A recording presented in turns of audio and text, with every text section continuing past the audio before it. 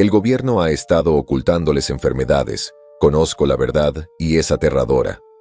Querida comunidad, el ébola, la influenza, el VIH, el sarampión, el Zika, la malaria y todas las demás enfermedades son en lo que nos especializamos aquí en el Centro para el Control de Enfermedades. Eso es lo que les habría dicho hace 4 años. Verán, me uní al CDC con el pretexto de que ayudaría a las personas, que curaría enfermedades, participaría en operaciones en el extranjero y ayudaría a los países del tercer mundo mediante vacunas y atención médica. Sin embargo, el destino tenía planes muy diferentes para mí, ya que eso no ha sido mi caso así durante el primer año, cuando salía de mi servicio en la Marina. Usé mi dinero para pagar mis estudios universitarios y obtener un título en biología con una especialización en genética evolutiva. El CDC siempre me pareció un pueblo de montaña, como la cúspide de las profesiones de la salud. Naturalmente, cuando aceptaron mi solicitud de trabajo, quedé cautivado. Sin embargo, no trabajaría para ellos como el genetista estándar. Me informaron que una clara falta de trabajadores de campo exigía que si aceptaba el trabajo, trabajaría como especialista en respuesta a emergencias. Parecía que mi trabajo en la Marina daría sus frutos, ya que estaba físicamente en forma para el trabajo en cuestión. Iba a trabajar específicamente como miembro de un equipo de seguridad que acompañaría a varios científicos en misiones de respuesta. No era el tipo de trabajo que tenía en mente cuando imaginé mi desempeño en el CDC, pero parecía inofensivo. Y Dios, estaba tan equivocado. Primero tuve mis sospechas en la segunda asignación de campo. Mi equipo de 4 oficiales de seguridad y yo fuimos enviados a acompañar a varios médicos mientras íbamos a investigar el caso de la enfermedad. Lo primero que hicieron fue investigar el posible brote de neumonía que había afectado a los 423 pasajeros a bordo de un crucero frente a la costa este de México. Parecía una tarea relativamente simple. Junto con la seguridad del barco, instalaron clínicas, aislaron a las víctimas y las trataron. Recuerdo que pensé que era extraño que enviaran un equipo de investigación por un supuesto brote de neumonía. Según el capitán del cuartel general de la Fuerza de Seguridad, recibimos una llamada de socorro del barco indicando que había un brote viral desconocido que contenía aproximadamente el 80% de los a bordo. Tenemos órdenes directas de que no se les permita atracar de regreso a tierra hasta que hayamos identificado el brote. No hice más preguntas.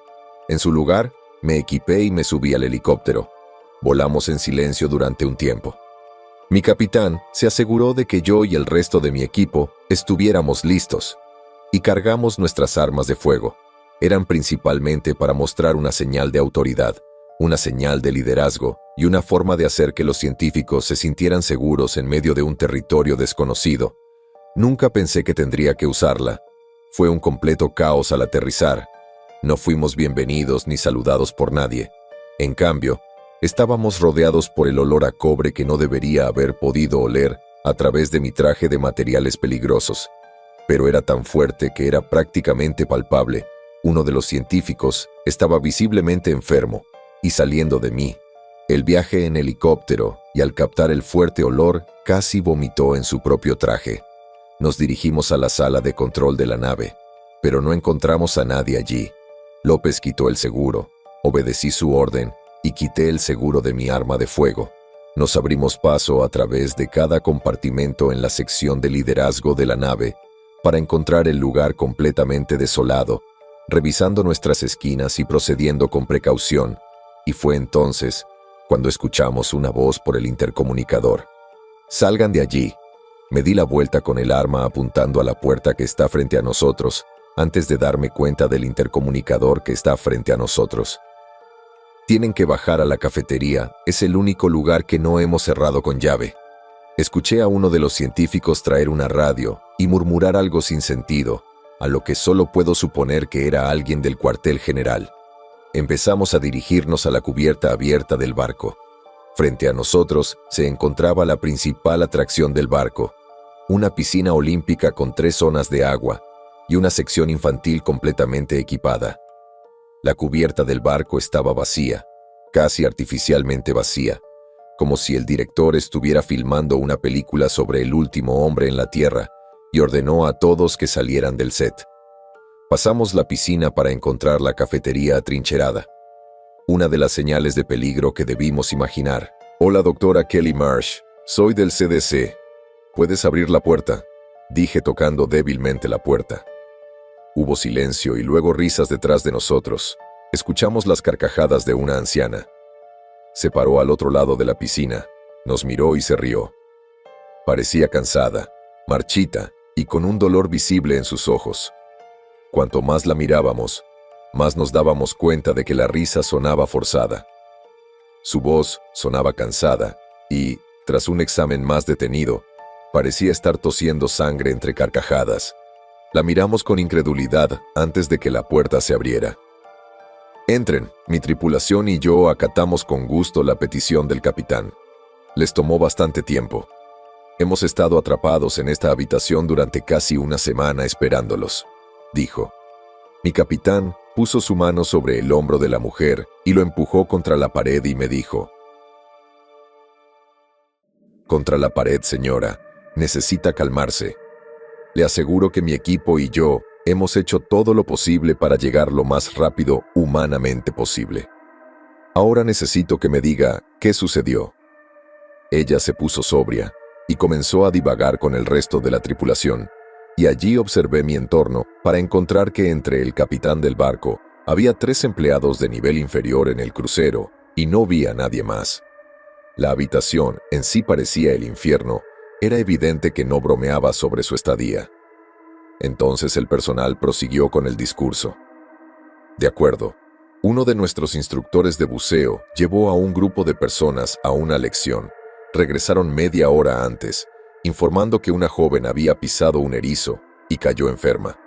Sin embargo, nuestras enfermeras a bordo no tenían idea de qué le pasaba, pero al principio mostró síntomas parecidos a los de la gripe. Un día después comenzó a reír incontrolablemente riéndose de todo. Se rió tanto que comenzó a tener una hemorragia en la garganta y estaba tosiendo sangre. Todos nuestros intentos de sedarla fueron recibidos con un duro rechazo. Ella simplemente se negó a sumergirse, tosió sangre sobre una de nuestras enfermeras, a quien inmediatamente pusimos en cuarentena, junto con la mujer en medio de la noche. Sin embargo, la mujer había escapado de una habitación, y fue entonces cuando los llamamos. Nos encerramos en esta cafetería y no hemos dejado entrar a nadie. En los siguientes días, comenzamos a escuchar la risa y se extendió por todo el barco abriéndose paso. Ayer, a través de las paredes, comenzó a morir, y ahora aquí estamos. Termino de decir visiblemente angustiada. En ese momento, nuestros médicos realizaron diagnósticos y revisaron a los 4 miembros restantes del personal. Todos estaban bien, y mi capitán llamó por radio al cuartel general y pronunció algunas letras y palabras que no entendí.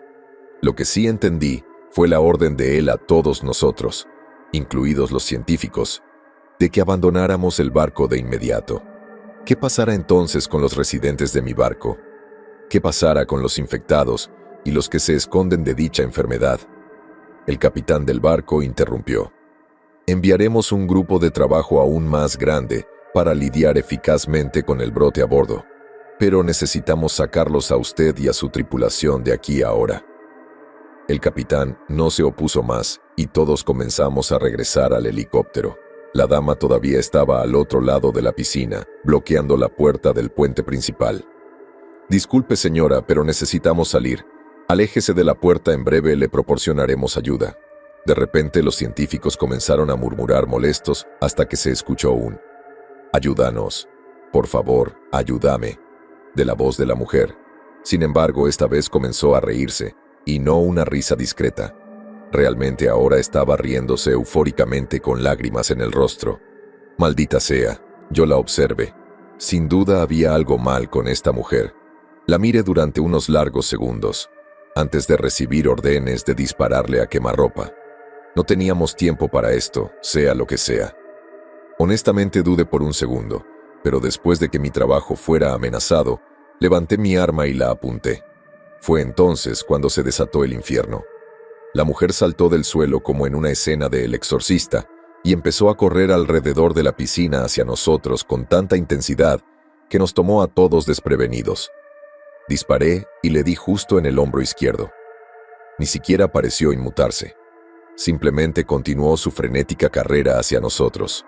Todos giramos hacia el otro lado de la piscina y empezamos a correr hacia la puerta. Sin embargo, nos cortó el paso un niño que apareció de la oscuridad frente a nosotros. La mujer dejó de perseguirnos y nos observó atentamente. Ahora, con una anciana a nuestras espaldas y un niño pequeño al frente, estábamos completamente aislados. El chico nos señaló con el dedo y empezó a reírse histéricamente, pero a diferencia de la anciana, no nos persiguió. En cambio, cayó de rodillas y, entre risas, logró murmurar, distinguiéndola con voz cansada: «Necesito que deje de doler. Acaba conmigo». Me giré hacia mis compañeros, sin saber qué hacer. Tomé la iniciativa y esta vez no lo dudé. Le apunté con el cañón de mi pistola en la cabeza y libré al pobre chico de su terrible sufrimiento. En ese momento, la anciana gritó como un loco y reanudó la persecución. Corrimos hacia la puerta, la cual abrimos junto con el guía, y comencé a dirigirme al helicóptero. Los demás nos seguían de cerca, pero al darme la vuelta, vi al capitán del crucero retenido por la anciana. Ella lo sujetó por los brazos, impidiéndole avanzar más, y arrastró su cuerpo fuera de la habitación, fuera del puente, hacia su destino. Los demás llegamos al helicóptero y volamos de regreso a la costa de California. Más tarde me enteré de que el barco fue hundido. Según los informes, solo recibió un torpedo. En cuanto a los 3 tripulantes restantes, nunca los volví a ver. Solo puedo suponer que viven en un tormento interminable por lo ocurrido en ese barco, o, lo más probable, que estén retenidos en un subsuelo del CDC. Sea como sea, no importa, porque esto es solo la punta del iceberg de mi sensatez contra el mundo, comprometida con el CDC. Todavía puedo ver la cara de ese pobre chico por las noches cuando intento dormir. Ni siquiera intentaron ayudar a esa gente. Fue entonces cuando se hizo evidente el tipo de trabajo al que estaba destinado en mi nueva empresa. Tras el incidente frente a las costas de México, tuve la suerte de tener una larga serie de asignaciones laborales normales. Viajé por la costa este lidiando con brotes de sarampión y viruela, y una epidemia de gripe muy grave en un pueblo rural antivacunas. Y sí, para todos los que se equivocaron y me enviaron mensajes, he lidiado con el ébola. La cuestión es que tuve una experiencia relativamente normal con los CDC durante el resto del año. Ojalá hubiera durado, pero el destino tenía otros planes. El pueblo de Kilmore era de lo más pequeño, una población de unos 1,500 habitantes y con todo lo necesario: centro comercial, correos, pizzería y hospital. Recuerdo que pensé que parecía un pueblo encantador mientras volábamos. Nos llamaron como último recurso, desde el hospital. Una serie de personas habían enfermado gravemente, y ningún médico en Kilmore podía explicarles qué les afligía. Había 5 pacientes, todos con insuficiencia hepática y mucho dolor. ¿No tienes ninguna pista sobre la afección?, preguntó nuestro médico principal. Hemos hecho todas las pruebas posibles. A menos que quieras probar la acupuntura o alguna tontería de cristales curativos hippies, no sé qué más hacer. Por eso te llamamos. El doctor estaba claramente cansado. Probablemente llevaba mucho tiempo despierto atendiendo a los pacientes. El paciente Z está en la habitación al final del pasillo. Probablemente sea un buen punto de partida. Asentimos y nos preparamos para empezar. Mi equipo de 5 se dividió para vigilar a un paciente cada uno. Me asignaron la tarea de vigilar al paciente Z. Se llamaba Henry Lawson y enseguida me recibió con cariño. El hombre me preguntó: ¿Cómo te llamas? Hola, yo me llamo David. Le respondí. David, ¿por qué tienes un arma? ¿Eres policía o algo así? No, no soy policía. Entonces, ¿qué eres? No pareces médico. Tienes razón, no lo soy. Soy tu guardaespaldas personal, dije en broma mientras me arrodillaba junto a su cama. Y es mi trabajo asegurarme de que estés a salvo durante tu recuperación. Me sonrió y, durante las 2 semanas siguientes, congeniamos. Aunque desconocíamos por completo la afección que afectaba a los 5 pacientes, sabíamos con certeza que no se contagiaba por contacto ni por aire, ya que nadie que hubiera estado en contacto con el niño había enfermado, lo que hacía aún más confuso el hecho de que hubiera varios pacientes. Entre las pruebas rutinarias que me hacían mis colegas, jugaba al ajedrez. Henry me había contado que estaba en el equipo de ajedrez y que quería ser campeón del mundo como Bobby Fischer. Ojalá hubieran visto su cara cuando le llevé un juego de ajedrez de madera el cuarto día en Kilmore. Nunca había visto a alguien tan feliz por algo aparentemente tan simple. Me pateó el trasero una y otra vez, y con el tiempo me di cuenta de que me estaba volviendo bastante bueno en el juego. Incluso aprendí algunas aperturas que me había enseñado. Un día, me quedé en la puerta vigilándolo a él y a nuestros médicos mientras lo examinaban. Fue entonces cuando escuché su conversación. ¿Puedes describir su forma? ¿Dónde está exactamente? Era como un diente, respondió Henry con voz aturdida y cansada. Parecía un diente que sobresalía de la tierra. Pero no puede ser, esa cosa medía al menos 3 metros. ¿Qué hacías ahí fuera?, pregunté. Solo estaba dando un paseo. El bosque es genial, ¿sabes? Lo vi sobresaliendo de la tierra como a 1,5 kilómetros. Camino por ese sendero todos los días, así que sé con certeza que no estaba allí antes. Me acerqué para verlo más de cerca, lo toqué y me desmayé. Desperté aquí como 4 horas después, y aquí estamos. Uno de los médicos empezó a escribir algo, y yo pensé, voy a anotar esto en un bloc de notas. Luego, inundé la habitación. Busqué su teléfono frenéticamente. ¿Y dices que eres huérfano? Así es. Cerró el bloc de notas, le agradeció a Henry por su tiempo y salió. Henry y yo pasamos el resto del día juntos, hablando y jugando al ajedrez hasta que se durmió más tarde ese mismo día. Siempre estaba tan alegre, tanto que me tomó desprevenido la primera vez que lo vi con dolor. Empezó a toser violentamente de repente. Había estado leyendo un libro mientras dormía y casi lo dejo caer al oírlo. Siguió tosiendo durante lo que debieron ser al menos 20 segundos. Llamé a mi equipo para que viniera a buscarlo y lo ayudara. Su cuerpo se retorcía y temblaba como si estuviera teniendo una convulsión. Lo único que pude hacer fue quedarme junto a la puerta y ver cómo mi equipo intentaba desesperadamente estabilizarlo. Tras 2 minutos de esfuerzo infructuoso, se desplomó. ¡Maldita sea!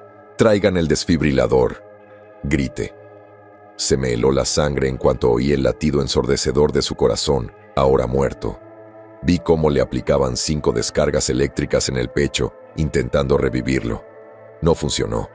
Todos nos quedamos en silencio unos instantes antes de que Henry se incorporara de un salto en la cama, completamente de pie y con vida. Pero no podía ser. Su monitor cardíaco confirmó que estaba muerto. Uno de los médicos dio un salto hacia atrás, sorprendido. «Dios mío», dijo el doctor. Entonces Henry empezó a palpar las sábanas frenéticamente, incrédulo. Su piel palideció y tenía una expresión de terror en el rostro diciendo, ¿qué había pasado? El personal del hospital y yo salimos rápidamente, mientras nuestro equipo médico seguía haciéndole pruebas durante toda la noche. Lo observé a través del cristal de mi ventana tanto como pude. No pude evitarlo. Vi cómo le extraían sangre, médula ósea y le hacían una serie de pruebas monótonas. Lo extraño es que Henry no pareció reaccionar en absoluto a todo esto. Me quedé dormido lentamente en la silla fuera de su habitación. A la mañana siguiente, otro paciente había muerto. No me molesté en entrar a la habitación a observar. En lugar de eso, me dirigí a la habitación de Henry para hablar con él, antes de que inevitablemente me viera obligado a llevármelo de vuelta al cuartel general. «Henry, ¿qué pasó, hombre?» «No lo sé», dijo, con un tono de confusión real. «Los médicos dicen que estoy muerto, pero me siento genial. Mejor que nunca desde que desperté aquí. Lo único que pasa es que no siento nada». Extendió la mano como pidiéndome que la agarrara, lo cual hice. «No la siento». «¿Ves? No la siento». No dije nada. «López, lo encontramos». El ruido provenía de mi walkie-talkie. Salí rápidamente de la habitación para atender la llamada. ¿Encontraron qué? El diente. Tenemos un equipo aquí sacando esto. Asegúrate de estar preparado para sacar a Henry y a los demás. Se me hizo un nudo en la garganta. Sabía que se lo iban a llevar, pero al mismo tiempo esperaba no tener que hacerlo. Lo siento, Henry. No podemos ayudarte aquí. Tendrás que venir con nosotros para que podamos tratarte. Él solo asintió. 2 horas después, llegó un helicóptero para recoger a los pacientes. Henry fue anestesiado, así que no pude despedirme. Por si te preguntas si Henry está siendo torturado, te aseguro que no. Me gustaría decirte que el CDC está intentando curarlo, pero el caso se trata más bien de comprenderlo. Creo que creen que el secreto de la inmortalidad está en Henry y en las demás personas que entraron en contacto con el diente. Y puede que tengan razón. Creen que pueden engañar a la muerte. Pero eso no significa que merezca estar encerrado y que experimenten con él, como sé que lo han estado haciendo. Me dijeron que murió al mes de estar en observación. Pero sé que todos son mentiras. Ese chico era un buen chico saludable. Era un luchador. Y haría falta más de un mes de aislamiento para sacarlo de ahí. Un día de estos, lo sacaré de ahí. Lo juro por mi vida antes de irme. Los sacaré a todos de ahí. No sé cómo lo hicieron, pero el CDC se ha dado cuenta de que he estado publicando mis experiencias trabajando con ellos. Como ya no hay daño, supongo que confesaré mi nombre. Como podrán adivinar, no es David López. Mi nombre es Jacob Garrison. He trabajado con el grupo de trabajo secreto del CDC durante 13 años, que se especializa en limpiezas y encubrimientos de enfermedades peligrosas, virus, hongos, parásitos y, como recordarán de mi última entrega, lo inexplicable. Sonaría a cliché decir, no tengo mucho tiempo antes de que me acorralen. Tengo que escribir esto lo más rápido que pueda. Pero por suerte, ese no es el caso.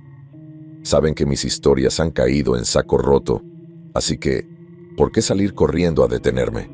Además, he decidido terminar de escribir esto desde una cafetería bastante concurrida de mi pueblo. Sé cuánto odian los encubrimientos públicos, así que sospecho que me dejarán en paz por ahora. Dicho esto, esta será mi última actualización. Para empezar, recibí la confirmación del estado de Henry un año después de que los declararan a ellos y a todos los demás pacientes de la muela muertos. Una paciente de nivel 6 se había fugado de la custodia, y mi equipo y yo teníamos que contenerla y neutralizarla.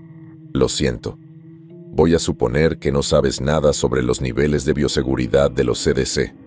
Hay 6 niveles. Bueno, 4 según fuentes públicas. El BS1 es el más seguro de todos los laboratorios, ya que se ocupa de virus como la E. coli y la gripe. Todos se vuelven cada vez más graves. Peligroso y difícil de contener hasta el nivel 4, donde se estudian enfermedades como la viruela, el ébola y la peste bubónica. El nivel 5 lo gestiona la NASA para detectar posibles formas de vida exoplanetarias y microbios que puedan llegar a través de meteoritos. Y luego está el maldito nivel 6. Solo existe un laboratorio de nivel 6 en todo el mundo, y está en las profundidades del CDC en Atlanta. Allí se encuentran todas las enfermedades no confirmadas de las que el público tiene cero conocimientos. Como habrás adivinado, también es donde experimentan con Henry y sus amigos.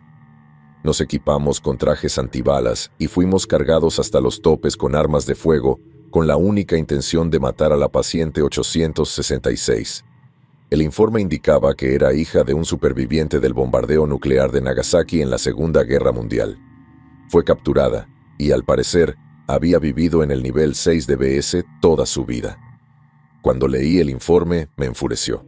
Mi servicio en el CDC expiraba en 2 años, pero no sabía si podría encargarme de otro trabajo. Ellos me estaban obligando a llevar a personas a morir y a experimentar con él. Ahora me estaban diciendo que cazara y matara a una niña que habían secuestrado. Pensé en la posibilidad de que les pidieran hacer lo mismo con Henry, lo que solo me hizo enojar más, pero había hecho mi trabajo. Jacob, dijo mi capitán, con el que había empezado a simpatizar conmigo. En ese momento, había dejado de llamarme por mi apellido. Bajaremos en 15. ¿Estás listo? No, no lo estoy, respondí, y se acercó y puso su mano en mi hombro. Terminé de cargar mi cargador y levanté la vista para prestarle atención. Sabes, no tienes que ir a esta tarea si no quieres, solo inventaré algo sobre... No, interrumpí. Sí iré, recogí mis cosas y caminé hacia el ascensor para esperar a los demás. Suspiró y reanudó el proceso de preparación. Sabía lo que estaba tratando de hacer, Sabía que Henry todavía estaba allí abajo y no quería que viera lo que fuera que le estuvieran haciendo. Lo iba a averiguar de una forma u otra, aunque el ascensor traqueteó como un avión volando a través de turbulencias, mientras todos permanecíamos hombro con hombro en silencio.